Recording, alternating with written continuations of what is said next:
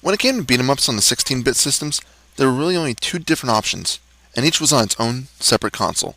For the Sega Genesis, you had your Streets of Rage. For the Super Nintendo, you had Final Fight. Each had 3 games in the series, and although I've already reviewed Streets of Rage, it's time for me to do Final Fight. Streets of Rage had a few things that were really going for it. It had amazing music, the difficulty curve was gradual, and the graphics were superb. Final Fight, on the other hand, had a few problems with it, which, in my opinion, made the first game in the series not quite as memorable as the original Streets of Rage. Final Fight begins with the story. It's simple enough. The mayor's daughter, Jessica, was kidnapped by an evil street gang. The mayor and ex-pro wrestler, Hager, and her boyfriend, Cody, set off to save her. Simple enough, right? I have yet to play a fighting game that has a really good story, so I can't really say much more on this aspect. The two characters you can play as aren't too different. Cody is the smaller of the two, and as such is quicker, but he doesn't quite have as much power as Hager. The mayor, on the other hand, is slower, but he hits like a brick. He also has an interesting pile driver attack, where he can grab an enemy, jump while still grappling them, and pound their head into concrete. It does massive damage. It can take out the other thugs in the vicinity, managing to give you some breathing room. Sometimes, it can be difficult to pull this off without getting hit first though. And yes, if you manage to grapple a boss, you can perform this move to them. Each of the two has a special attack as well. Cody jumps in the air and performs a spinning roundhouse kick, whereas Hager will spin around with his arms out. Of course, like many other fighting games with special moves, performing these will take out a small portion of your health. If you're nearly dead, you won't be able to perform this at all.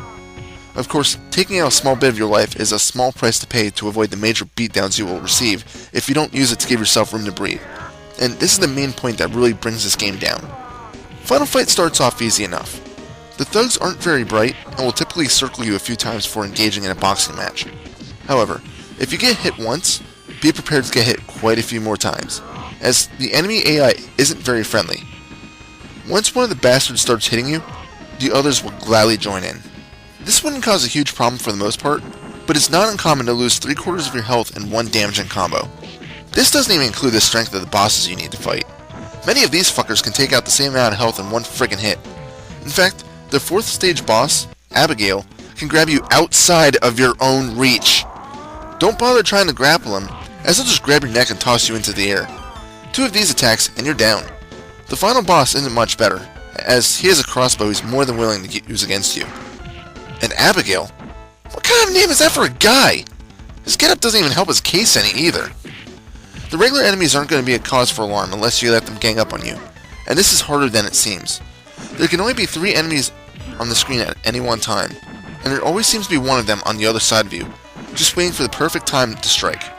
There are 2 that can be a total pain in the ass though. You have Andre, who is a direct clone of Andre the Giant, who can pick you up and drill you into the ground, just like Hager, and it hurts just as much. They can also strangle you a bit and just toss you to the side. Both attacks can kill you in just 2 strikes. You also have a guy named Slash who enjoys to block your attacks. If he manages to hit you, say goodbye to at least half of your life meter. Everyone else in the game isn't really as noticeable. You might be asking, well, if these bastards take off more than half of your life in one hit, isn't there a difficulty setting that tones it down? Well, yes there is, and it's in a hidden menu. If you hold the L button while pressing start on the title screen, you get a small hidden menu. This options menu allows you to choose difficulty for player 1 and 2, amount of lives you start with, and what I would consider to be a better control option. Instead of pressing Y and B at the same time for your special attack, you're able to change it to just simply pressing A. There's a few problems with this options menu though. First off, the difficulty. No matter which direction I had put it in, I hadn't noticed a damn thing to change the difficulty. It's just all suicidal, no matter what you choose. Also, there's different difficulty settings for each player, but there's a slight issue with that. The game only allows for 1 player.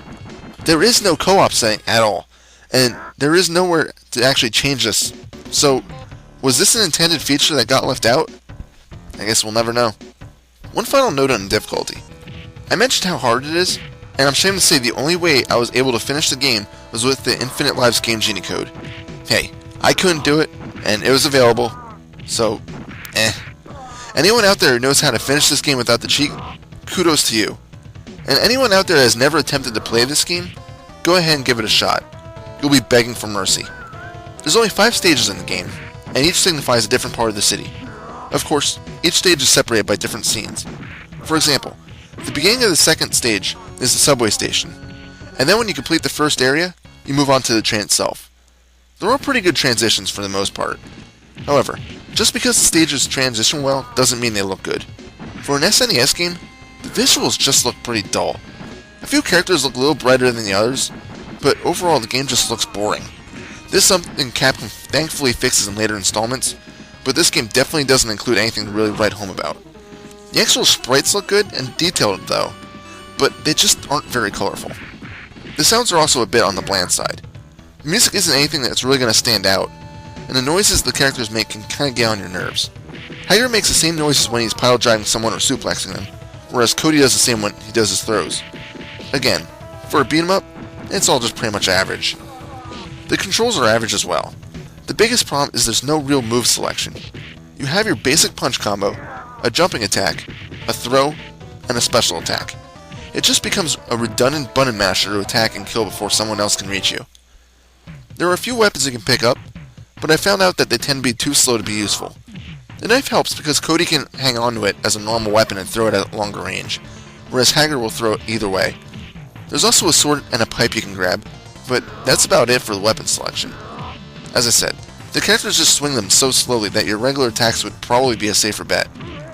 There's no password or save system, and you only have 3 continues per game. These continues start you off at the beginning of each stage, so you need to attempt to complete the stage with a max of 9 lives. They go quick, especially at bosses. Fortunately, there's food laying around, and of course that gives you health. There's several different types, and each restores a different amount of health. There's also a third area boss which spits a scum on the ground. If you pick it up, it'll completely restore your health. Ew. Yeah, I don't know how the hell that works, and that's pretty friggin' nasty. But hey, I guess you're a badass if you can pick up some big fat guy's gum and chew it yourself to heal up. Where Streets of Rage got worse down the series, Final Fight got better. The first really wasn't anything that I really enjoyed, as its difficulty was just way too frustrating. The music also wasn't as adrenaline pumping like Streets of Rage, so it just doesn't get you moving along. Overall, it's not a bad game, but if you're looking for a good old school beat 'em up, either go play the original Streets of Rage, or one of the Final Fights that's later on in the series, preferable 2 or 3. Final score? 6 out of 10. This is Reaper. Happy fragging.